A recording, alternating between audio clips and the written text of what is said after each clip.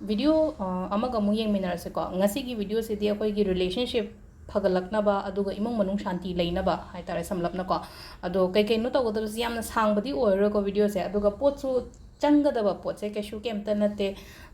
yumda phangbiram basu yai aduga amana hai amabudi phangore amadudi e hairage ko kai kai no changadab do kot kadab no hai do ko ado quite first ko haidi koi gi mamang da aina amukakti high gram ne haidi thengna biram basu yai thengnaram da basu yai ko koi khongnang mana se haitare ko si se khongnang mana se ahum katang loba haitare ko ahum katang loraga ne ko si se tingaga thambiyo si se haidi mana se ahum lore na ko mana se tingaga si se thamani dana ko si se na haidi hapta khudingi tawbiyo yaraga di ko haidi si se mana se tingaga at least punghai ma natraga minimum punghai ma maximum pungama haira se ko punghai dagi na pung ama phawi manungda si tingaga dum thamgroba aduga horen keno tawraga ngasai pung ama sigi matungda haitare ko pung ama sigi matung sida ising se khitok toine baina aigi imungda adagi aigi phamung phanungda loina mak haitare ko sisina haitare ko akhoi relationship improve oirakna ba imung manungda sum khatna ba chaina ba yamna toiraga diko hadi sise to thokui be ai ba husband wife khatangi wa sunna tabida haitare ko joint family gumba lei matamda hadi akhoi icha gumba hadi ngang bada ta de khote kaina ga mai har pa ko adum bada sum to we ai ba sigi potse ma diko hadi sigi ising je hadi loina ma khek to ani na ko mana se dum lokhat laga ko mana se na dum khek to pi su khek to pi ba aduga samna haibada smaina to gada ba ko phamung hairasine ko akhoi gi phamung se hai hatang sida ulak ke ko lokoi se phamung ne ba phamung se smaina haidi si lukhum side oi doni ko si se adonga sai gi pot se aina pairaga khikpa matam se haidi ko clockwise direction da sumaina somdagi tawraga sumaina khiktok piba haitare ko hadi saina phaina su khiktok pida maning de ju han bida ba haitare ko lukhum lomdagi khiktok piro sumaina lukhum lomdai saina khilaga ko hadi chi sumaina hadi clockwise direction sida ko sumaina khiktok piba haitare ko si samale ko phamung ani mag haitare ko husband and kainogi husband ga wife ka gi hadi phamung ani mag loina ising je khiktok pire na ko aduga ari mesing do adum imung manung kari ka atopa lehowina ko aduda loina ma keno to si simba leire ko khwai first ta haziki akoi gi kongnang mana se da tawba ma leire ko mathang gi sina ko saffron ko macha thok pane sugumba saffron macha se yong ko adi achobu su thok pane achoba hadi kauta sung ga chaw dul pa chom chamri pi ne ko si macha se matang le yol pa kun manga khatang pi ne ko sida mana se phanyam ha le dum hadi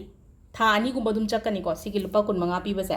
sigi saffron je lebiro aduga ne ko low akhina low ga da ba sai tare ko sida magi machai sai tare ko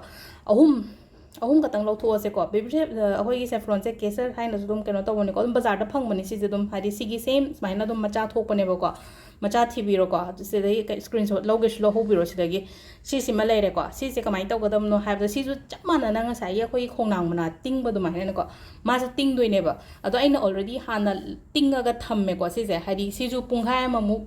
punghai ma punga ma ting ba matam da ko magi machu je smaina olakani ba hangapan machu changa kani ba sefra hek thada ba ga khik tok toina te ko si su ngai re si ma su akhoi gi ai nga sa habado hadi punghai ma pung mu kai mu haru si su chamana na punghai mu pung mu nai le na ko aduga si su chamana na nga sai hiktok pagi mawong do hadi phamung da hiktok pa clockwise direction da loina ma hikto ani aduga arem baduna ai gi ka da kai da hiktok pi ba hai tare ko si sina akhoi gi nga sai gi akhoi gi mana sina ko hapta ko ding gi tawbiro si sina aduga sigi akhoi gi saffron gi mahi se hai tare ko saffron tinga ga tawba mahi sina tham da ani ra khatang o je tawbiyo hadi si di hapta khudingi tawdra ga shugai de ko numit tranga khudingi ko hapet si se tawtho ga yengbiyo ne hadi relationship improve oirakpa khotpa ko saffron gi kana ba myam su leigre ko hadi khona even khona pregnant gumba oi ba lady gumba leraga di ko hadi koi gi sangom da kai da hapaga tha o angangi kai gi hadi complexion kari kra yamna phaba ko pa adum bagi benefit myam su leigre ko cha ba gi kana ba adunga sai khona tang bani na kha sida hai tare ko chaba thakpada add to badi ngamdre ko ado sigi macha maru amani lo tho ga hadi sidi hapetang try to badi yare ko ado si da leire koi gi relationship improve hoina ba imung manung shanti hoina ba khona ba ngase gi si sima su to bi ba yare ko ado sigi simadi ai saturday to bion haidi ko saturday gumba to biro simadi saturday se tum haidi almost cleansing gi part ni se tum loin to wina hoina thumna keno to thokani khangde